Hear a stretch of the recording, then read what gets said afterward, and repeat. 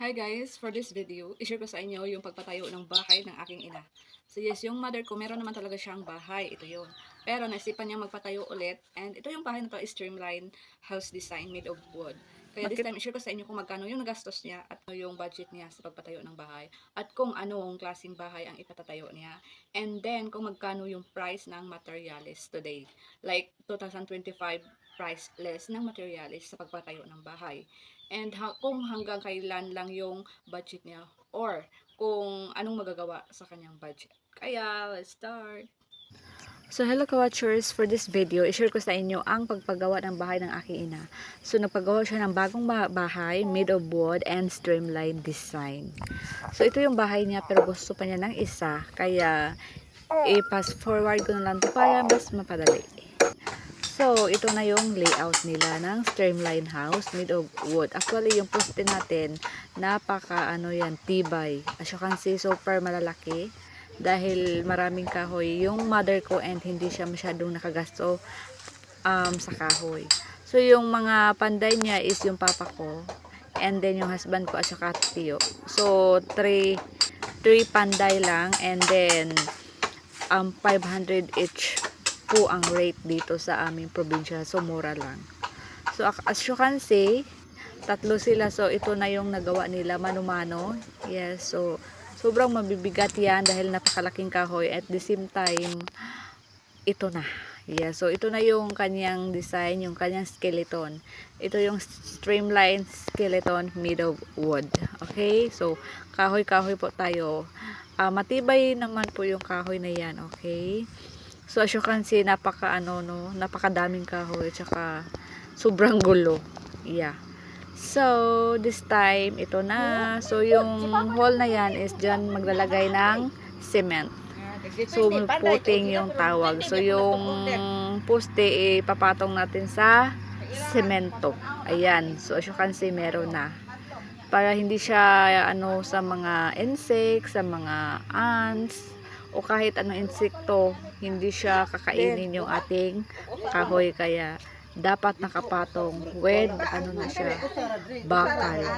Yes. So, yung kabilya bakal. Usa pero naa diri lapad kayo oy. Alex So, ito guys, nagpa-deliver na si Ina ng mga materyales para sa kanyang bahay. Kaya, this time, yung mga panday na tatlo is naghakot muna ng mga materyales. So, ito yung bahay ng ina ko.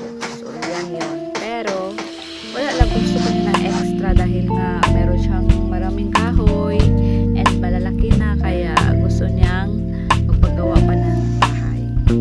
Oy, wa ka na mo telepono. Awa ka na mo. So, Kung gusto mo magkatotoo ang pangarap mo, kahit na mahirap, dapat ingatan mo lagi ang sarili mo. So, ayan guys, start na po tayo. And then, as you can see, meron ng roofing. Yan, naglagay na sila ng roofing. Hindi ko na ng video. Pero yung roofing price natin is 600 plus, okay? And ito yung bahay ng mother ko. As you can see, napakaganda ng kanyang paligid. Napaka-green environment. And ang daming trees. So, napaka-peaceful. So, ito yung bahay niya sa kilid. Sa kilid ng kanyang bahay. So, ayan, as you can see. So, simple lang naman. And then, ito yung sa malapitan. Tcharan! Yeah, yun sa malapitan. As you can see, meron lang ladder para yan saka sa. So, start na po sila panday. Magawa ng division para sa window, sa door, and sa room. Dahil ito pong bahay na to is meron dalawang room. Each room meron dalawang window. Ayan. So, as you can see, sobrang daming kahoy. And then, hindi siya maliliit na kahoy ha. Talagang good size po ito. Hindi si mama nagtipid ng kahoy dahil ang dami niyang tanim. Okay? So, lahat yan magaganda. Yung sizes.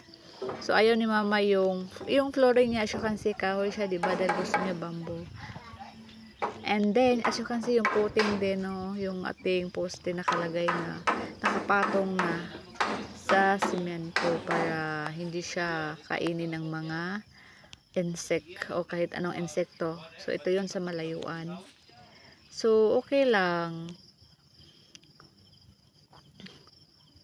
So, continue sa paggawa. Yeah, so continue sa paggawa. Yung rate nila 500 dahil mura lang naman dito ah. Mura lang.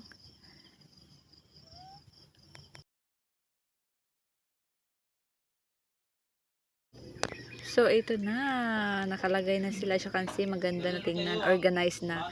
So, malaman mo na yung window, nasaan yung window, yung door, first door, and the second door. So, next tip is ang paglagay ng Hardiflex.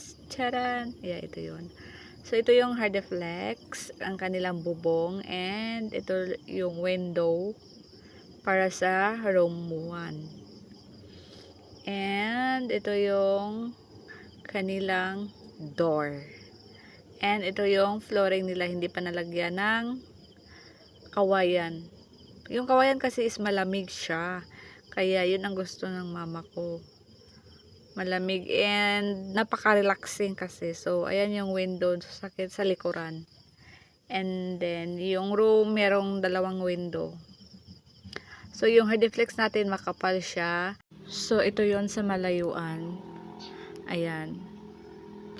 So, ginawa pala to nila good for 2 weeks. Yeah, so 2 weeks lang po. From 8 a.m. to 5 p.m. So, 8 hours lang po yung working time nila. And then, yung labor, 500 each.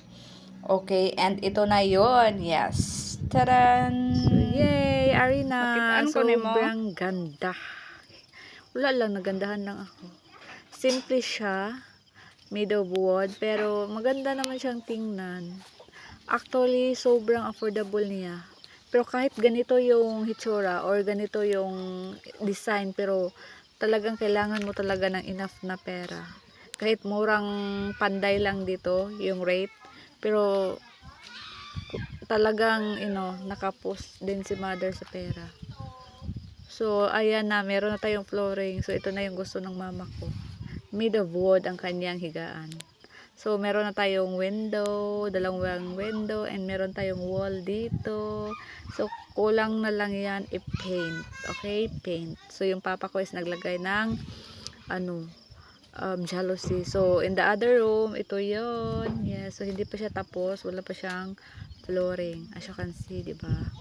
Wala pa siyang flooring. So, ito yung wall niya. So, actually, double wall yan. Not now, but soon. So, ayan yon. And meron din siyang window. So, ayan yon sa malayuan. Actually, okay naman yung design niya. And then, maganda to pag naka-paint. So, yung natira na space, gawin niyang sala, but not now. Okay? So, ganyan lang muna yan. So, yung unahin nila is yung 2 room.